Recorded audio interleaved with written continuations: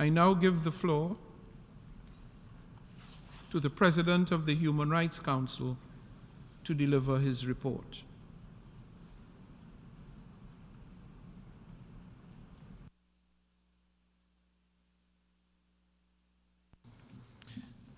Thank you, Mr. President. Excellencies, distinguished delegates, I'm honored to present to you the annual report of the Human Rights Council. 17 years ago, this august body acknowledged that the three pillars of the United Nations are interlinked and mutually reinforcing, reaffirming that all human rights are universal, indivisible, interrelated, interdependent, and mutually reinforcing, and established the Human Rights Council. Since then, a total of 123 UN member states have served as members of the Council. Let me congratulate the 14 states who were recently elected or re-elected as members to the term 2024 to 2026. This includes for the first time the Dominican Republic. This year, engagement with the Council continued to increase and the program of work continued to grow. We heard a record number of dignitary addresses during the high-level segment of the 52nd session and held more than 14 weeks of regular session meetings, the most since the Council's creation. This demonstrates the importance states and civil society place on the Council to address the ever-increasing human rights issues around the world. In line with General Assembly Resolution 65/281, the annual report of the Human Rights Council with its addendum covers the period from 8th October 2022 to 13th of October 2023. It contains the Council's resolutions, decisions, and President's statements adopted at sessions in 2023, as well as two special sessions and the organizational session that took place in the final quarter of 2021. During the reporting period, the Council held 117 interactive dialogues, 19 panels, 18 general debates, 1 urgent debate, and 2 special sessions. It considered over 230 reports by mandate holders, the United Nations Secretary General, the High Commission for Human Rights, and in relation to the Universal Periodic Review. And it adopted a total of 154 resolutions, decisions, and President statements. Let me stress that 76% of these, in total 117 texts, were adopted without a vote, demonstrating that member states are able to agree on the majority of human rights issues covered by the Council.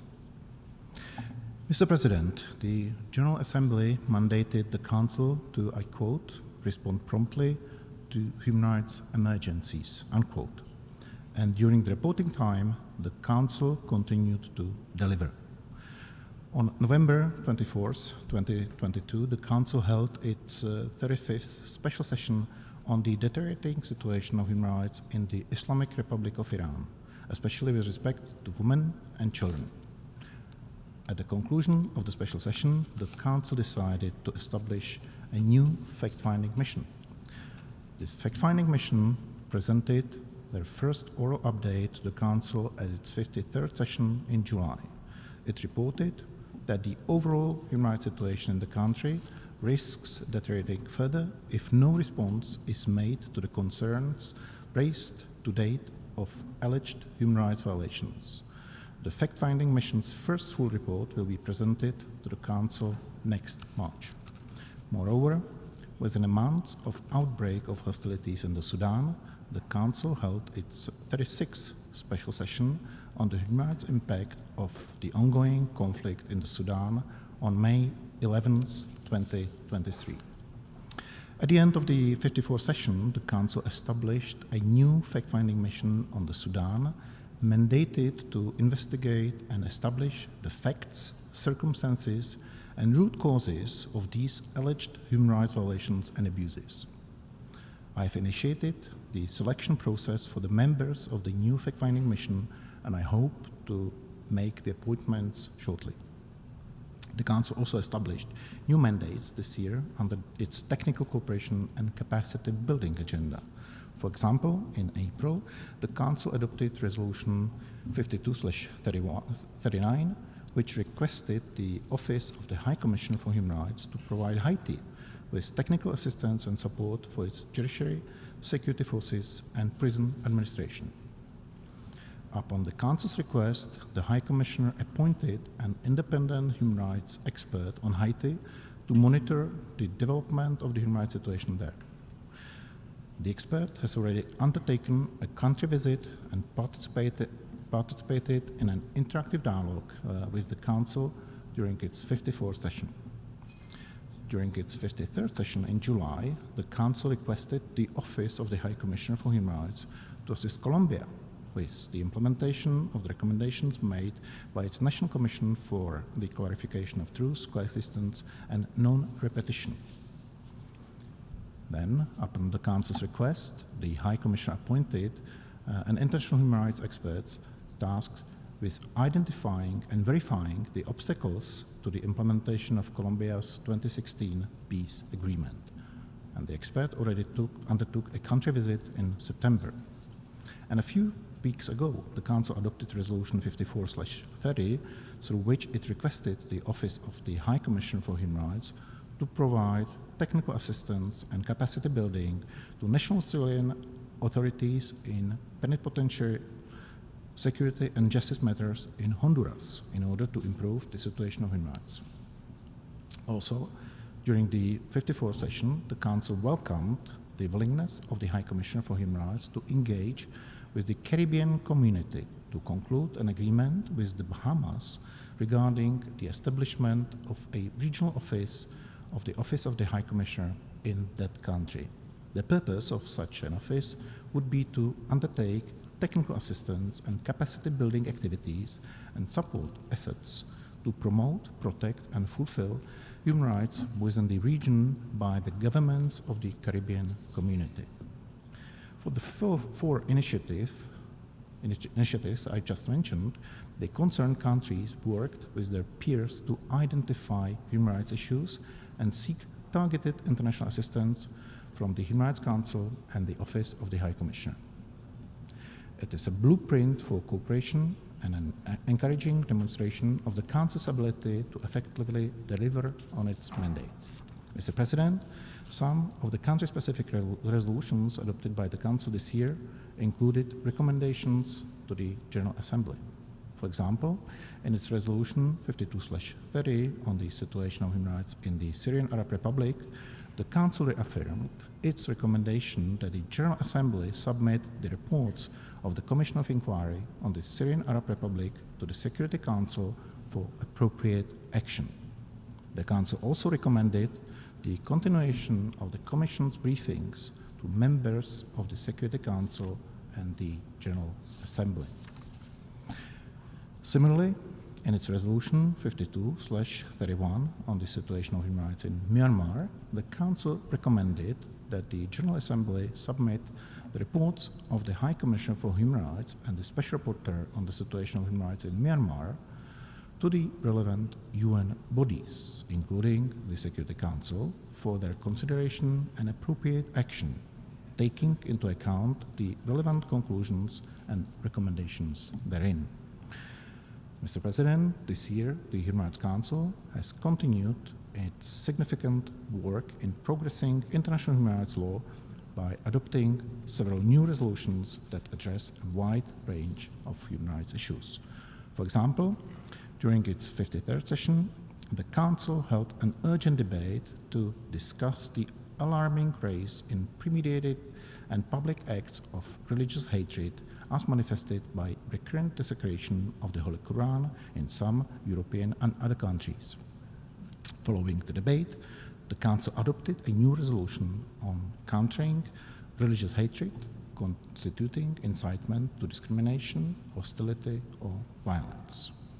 And a few weeks ago, at the conclusion of its 54th session, the Council adopted 2 new thematic resolutions on the centrality of care and support from a human rights perspective and on ensuring quality education for peace and tolerance for every child. The Council also established a new working group on the rights of peasants and other people working in rural areas. Additionally, the Council adopted Resolution 54/18 on the right to development, which submits to the General Assembly the draft International Covenant on the right to development for its consideration, negotiation, and subsequent adoption. Mr. President, the Council's work to promote and protect human rights requires a precise understanding of human rights and how they apply to particular domestic contexts. The thematic special procedures of the Human Rights Council provide this through their country visits, annual reports, and communications. As of today, 129 member states and 1 non-member observer state have extended a standing invitation to thematic special procedures. And let me seize the opportunity and let me call on all states to cooperate with the special procedures and encourage those states who have not yet done so to consider extending a standing invitation to them. Another integral part of the Council's work is the Universal Periodic Review, widely known as the UPR. A quarter of all states have already undergone their 4th peer review of their human rights obligations and commitments, and another 14 states will be reviewed over the next 2 weeks. With a strong commitment to the equal treatment of all states, the Universal Periodic Review is valued as a process to initiate constructive dialogue and explore avenues for technical cooperation and partnerships between states and other stakeholders, including civil society. During a high-level panel discussion in February, the Council reflected on the achievements of the Voluntary Fund for Participation in the UPR and the Voluntary Fund for Financial and Technical Assistance in the implementation of the UPR, marking their 15th anniversary. These funds support the participation of developing countries, particularly least developed countries and small island developing states, and the implementation of recommendations. I'm also pleased to share that Voluntary Technical Assistance Trust Fund to support participation of least developed countries and small island developing states in the work of the Council was able to facilitate 41 beneficiary delegates and fellows to participate in the Council's regular session in the year 2023. This program not only brings new voices to the Council, but it also helps to build human rights capacity within developing states. I thank the donor countries and I hope to see more eligible countries to use the fund. Mr. President, representatives of civil society and human rights defenders bring to the Council the voices and experiences of individuals and groups facing human rights challenges around the world. In 2023, the Council heard over 2,400 oral interventions by non-governmental organizations. On average, over 350 NGOs participated in each regular session of the Council. The high level of participation by NGOs in its work not only makes the Council unique among UN bodies, but gives it credibility to the people it serves. It remains crucial that the Council is a safe space for civil society, one in which they can participate without fear of reprisal. Throughout the year, I have regularly encouraged all states to take the necessary measures to prevent acts of intimidation and reprisal against NGOs cooperating with the Human Rights Council. During my presidency, I have also addressed and followed up on the allegations of acts of reprisal and intimidation that have been brought to my attention. I was pleased to see that Council's biennial resolution on reprisals was once again adopted without a vote at the Council's 54th session. Mr. President, as we mark 75 years since the adoption of the Universal Declaration of Human Rights, the world's human rights challenges remain vast. And we are witnessing more and more often the clear linkages between the human rights, development, and peace and security. In order for us to effectively tackle the myriad of challenges we are all facing today, we must commit ourselves to taking a holistic approach to achieve the mandate entrusted to us. This means working together with all relevant actors and bodies to achieve more fair, just, and peaceful societies. All of us sitting in this room are well aware that there can be no peace without human rights and development. And human rights and development suffer greatly during times of violence and conflicts. The United Nations has all the tools to address the crises that we are facing today. It was created for this purpose, but we need to use them. We need to use the tools in a more efficient and effective way. As I've just described to you in detail, the Human Rights Council is constantly producing a wealth of information and recommendations concerning human rights issues and situations around the world.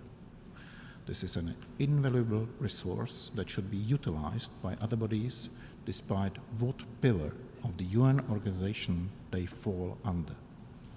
Only by sharing information, working together, and addressing challenges holistically, will be able to make real progress in fulfilling the mandate of this great organization. Mr. President, colleagues, let me conclude by thanking the General Assembly for its explicit support to the Human Rights Council. Thank you. I should like to thank the President of the Human Rights Council for his report.